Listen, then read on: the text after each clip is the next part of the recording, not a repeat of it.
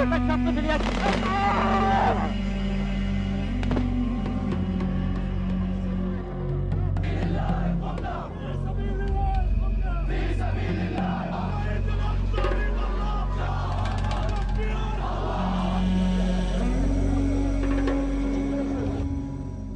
been discussing the international community's reaction to the Israeli-Palestinian question. I spoke earlier today to the South African Minister for Intelligence Services, Ronnie Kasril. He said there were strong parallels between Israel and the apartheid regime. When we South Africans look at the Palestinian situation, we see that a large settler group from the 1880s, increasingly into the next century, coming and settling, claiming the title to the land over that of the indigenous Palestinian people. And this is the similarity. This is why we say it's colonial of a special type. The behavior, the ideology, the laws that were set up and the measures parallel one another to a tremendous degree, in that both the Zionist settlers and the Afrikaner settlers in South Africa, they claimed that they were on a civilizing mission. This was God-given country to them, that's South Africa, as with Palestine. They had a covenant with God. They were the chosen people. They had this ideological right, and the indigenous people were a non-people. They were barbarians, and they could be treated in any way. This gives rise to an extreme ethnicity and, of course, a racism. You were also called terrorists for many, many decades, but then you became partners and now you are the government. What would be your advice? It was when our people became more and more united that we became stronger. It's absolutely essential for the Palestinian people to be as one. This is the absolute vital prerequisite to ensure that you have a stronger voice at the table, that you're able to deal with your adversary. And of course, to ensure that they stretch their hands across the divide, across the barricades, to link with those Israelis who are fair-minded, who believe in real peace and justice. How do you now deal with the state of Israel, and how is Israel perceived with its occupation of Palestine in Africa? We empathize, we sympathize, we stand with the Palestinian people. We give them our solidarity as a people so that they shouldn't feel that they're alone.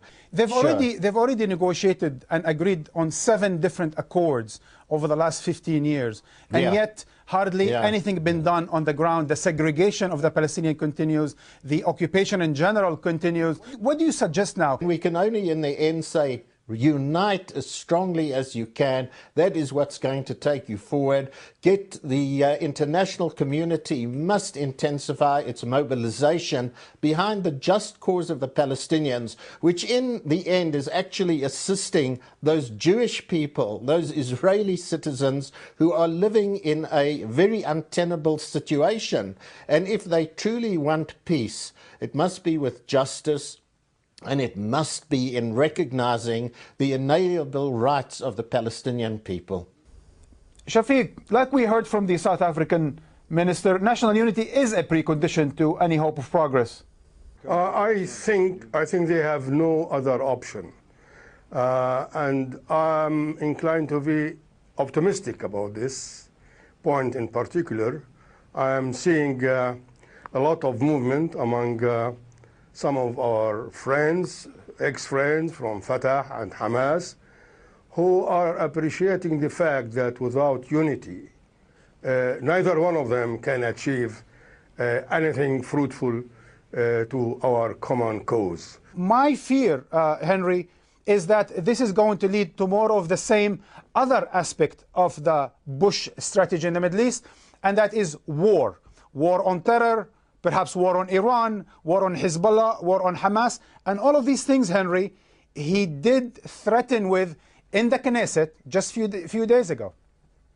Well, let me say that the issue discussing the diplomatic possibilities that come from the United States, there is a danger also in overlooking the need for Palestinians themselves not simply to act as reactors to outside forces, but also to take certain initiatives on their own in order to prompt some change around them and the climate around them.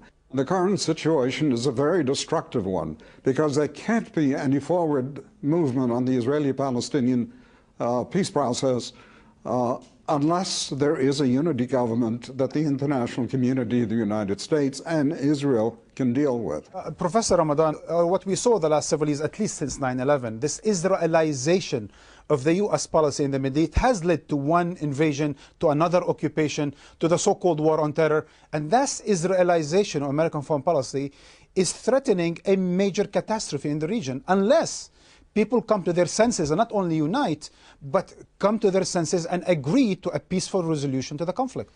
Yes, I think we are going the wrong way now and using all this politics of fears and war on terror in the way which is exactly this, is the globalization of the Israeli syndrome everywhere, and to use this, we are the victims, and then we have to go towards, what happened in Iraq and all the rhetorics against Iran and what we have in Lebanon. All this is built around something which is a policy which is not leading towards a peace process, which is not recognition of the Palestinian very existence, of the people and the rights and the principles. And I think that this is something, what we heard right now about being self-critical, I think it's essential.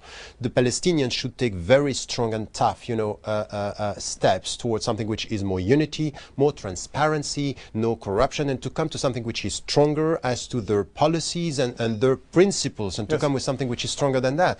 It's the only way for us, from where we are, to be able to face and to resist this globalization of politics of fears and war and terror. If we are not supported by them there, it will be very difficult.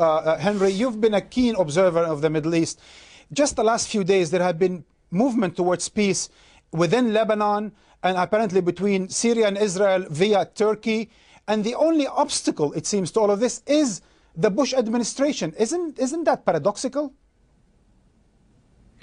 Well, there's a great deal that's paradoxical about the Bush administration. The Bush administration has done more damage to American interests than 16 bin Ladens conceivably could have done. So the paradox has been very much part of the Bush story. But we're about to enter a new political period, a new political era in the United States, and hopefully that may open up possibilities that don't exist today.